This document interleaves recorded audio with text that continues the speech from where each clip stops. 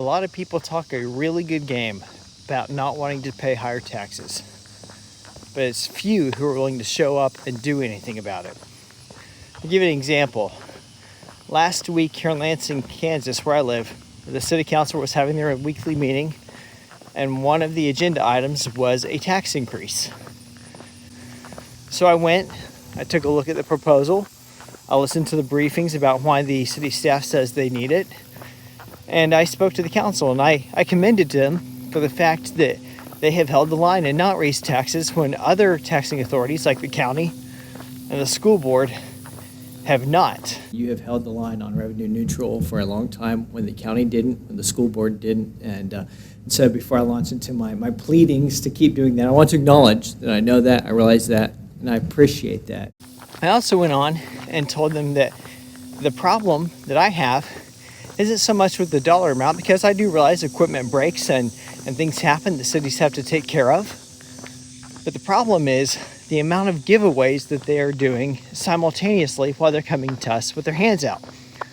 We had a $3 million giveaway to a developer last year to build a subdivision, and there's not a single house on it yet. The city spent a couple $100,000 on a study. We haven't seen any benefit or ROI on that yet.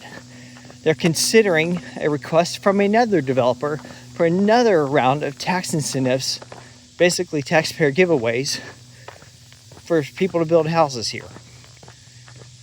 I could go on and on. On top of that, there's the Brew Fest. The city is pouring money into a Brew Fest right now, a beer party that none of us asked for. So in that context, in that light, I have a hard time feeling like a tax increase is justified. Taxes are the number one topic of concern, no matter where you land on the political spectrum here in Kansas. And I was one and only one who showed up to speak about it. That shouldn't be that way. Unfortunately, the increase passed. All right, so I need a motion to adopt Resolution B10 2026 to exceed the revenue neutral rate. So moved. Second.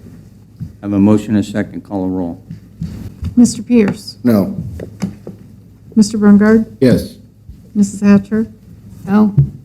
Mr. Gardner? Yes. Mr. Kirby? Yes. Mr. Kowalewski? Yes. Mr. Gardner? Yes. Mr. Robinson? Yes. Sorry. We only had 2 council members vote against it, Chris Pierce and Rebecca Hatcher, and I appreciate those 2 for trying to hold the line. But towards the end of the meeting, when the council members had the opportunity to go around the horn and make individual comments, I was quite surprised to have council member Gene Kirby look my direction and kind of lecture me about why he doesn't think that we should be questioning these things.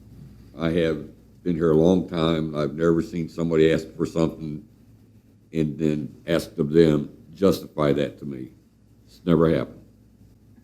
All requests have been legitimate, in my opinion, needed, in my opinion. Man, that is the best deal I've ever heard of, that someone can submit a budget and never have it questioned. You can't argue with needing fire hose. You just can't. You can't, the aquifer thing has to be done. So, and if you question the parking lot at wastewater, get in your car and take a drive. I know hoses have to be replaced.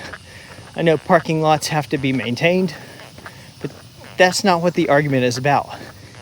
The argument is about responsible fiscal management, life cycle management, thinking ahead, and using taxpayer resources most prudently so that you don't come to these situations where you have an emergency.